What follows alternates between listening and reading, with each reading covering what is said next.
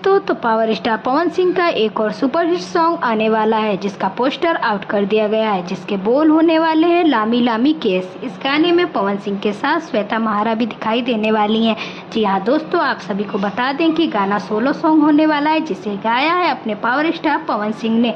गाने के बोल लिखे हैं बीजे चौहान ने और संगीत होने वाला है अजय सिंह का। यह गाना हमार भोजपुरी के यूट्यूब चैनल पर रिलीज किया जाएगा। इस गाने में श्वेता महारा और पावर स्टार पवन सिंह की धमाकेदार जोड़ी दिखाई देगी।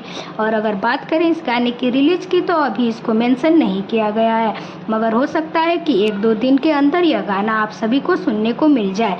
अगर आप भी हैं पावर स्टार पवन सिंह के फैन, तो इस वीडियो को लाइक करें और साथ ही साथ चैनल को भी जरूर सब्सक्राइब करें। Thank you.